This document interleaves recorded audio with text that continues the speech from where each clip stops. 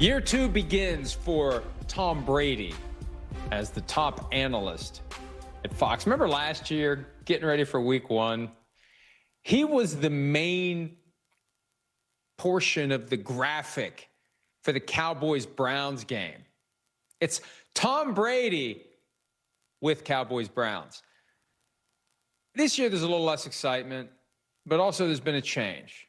You know, the NFL, to their credit, recognizing the conflict of interest that arises from a minority owner of one franchise working for Fox and indirectly the league, covering all teams, going into team facilities, being at team practices. We've heard those complaints in the past as it relates to, for example, when Mike Smith was coaching the Falcons, Brian Billick was working for Fox, their brothers-in-law.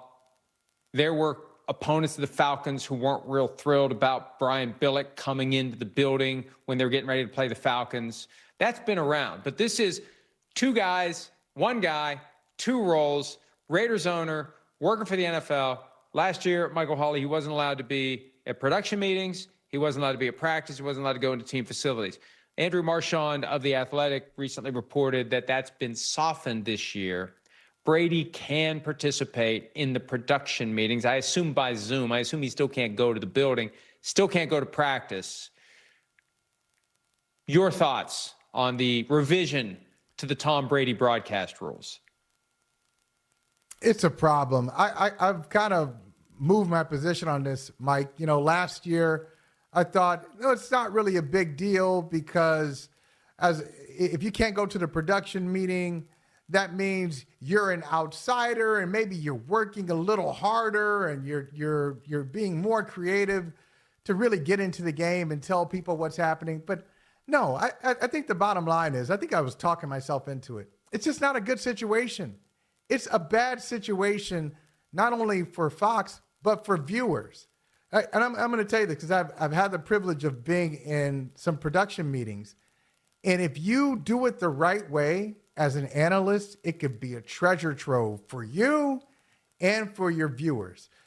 Ask Sims. Like, his dad did it for many years, and his dad was one of the best at it. I saw him in action. The coaches respected him. They would tell him things that would happen that they were trying to do in the game. They trusted him, and so he would take all that information. He'd go to practice. He'd watch film in the building.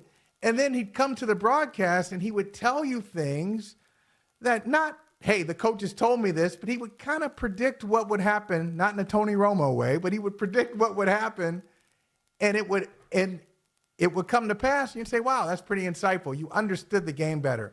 And this is what we're missing. This is what viewers don't even understand what they're missing because of this situation where Tom Brady, he has to at all times have the owner's hat on, a part owner's hat on, broadcaster's hat. It doesn't work. You can't do both things. And I didn't feel this way last year, but I do now. I'm glad you do. And you mentioned Tony Romo. I remember when he first got started and he was tipping the plays and people thought he was some sort of a wizard like Oz the Mentalist. No.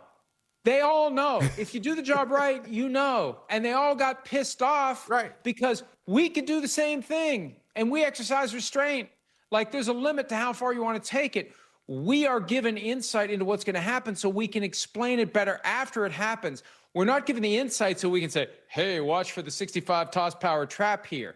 So that stopped because I think Romo got feedback. Wait a minute. We're not here to do magic tricks.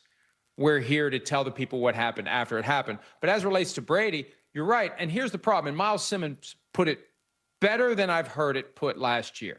If he's truly committed to being the best that he can be in all that he does, it is impossible to be the best minority owner of the Raiders and the best broadcaster. It's impossible by virtue of the fact, and think of it this way, you've got a fiduciary duty, right? You're a part owner of the Raiders. So you're in position, you got a Chiefs game, and you're at practice, and you notice something. And you know that Raiders-Chiefs game's coming up in a couple of weeks. And you're like, that's right. Hey, whoa, that could be useful to the Raiders. Well, the Raiders part of you requires you to tell them.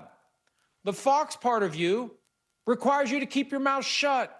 That's a conflict of interest. And I understand that we reside in post-standards America where stuff that used to matter doesn't matter anymore. And I get pushback from media.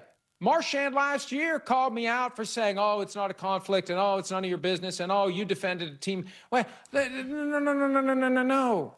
This is a clear and blatant conflict of interest, and I grew up at a time when it mattered. And I know that makes me sound like get off my lawn guy, but as it relates to this, get off my lawn. It's not the way things are supposed to work in a normal, properly functioning society. Let's look at it this way, and Miles is right. You're right. Nobody has said it better than that. That just really gets to the heart of it. Okay, do you want to be the best owner or you want to be the best broadcaster? If you want to be the best, well, one or the other job has to go. But I understand that's not going to happen. Too much money at stake, too much investment from Fox and for Tom Brady. But if it's Tom Brady or any other player you respect, you have great admiration and respect for, and they don't go to practice, they're not allowed to go to practice, and they're not allowed to be in the facility, and they're just kind of picking up information based on their experience in the game, well, what makes that special? I guess, and it's hard to maybe convince fans that it's significant because they don't know how this whole thing works. They don't know how the sausage is made. So, hey, don't guys just show up and give their opinions on the game? No, they don't. The good ones don't. Now, there are some people who have access and they don't take advantage of the access. They don't work as hard as some of the other people doing the analyst job. And so you're disappointed with their work because they haven't put the work in.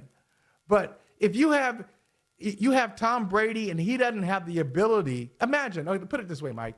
Imagine if Tom Brady, the best quarterback ever, in my opinion, best quarterback ever, is able to go to practice, look at the quarterback's throw, watch film, and then come on the air and tell you something. You'd be well served by that.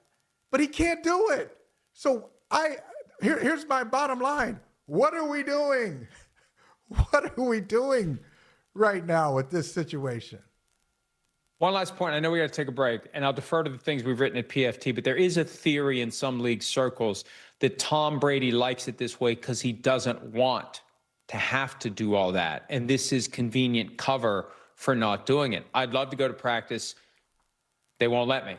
I'd love to be in the production meetings. They won't let me. This year, that changes. This year, he's got to work a little harder for his $35 million. Hi, it's Mike Florio. Thanks for watching PFT on YouTube. Hit subscribe for the latest news and analysis from Pro Football Talk.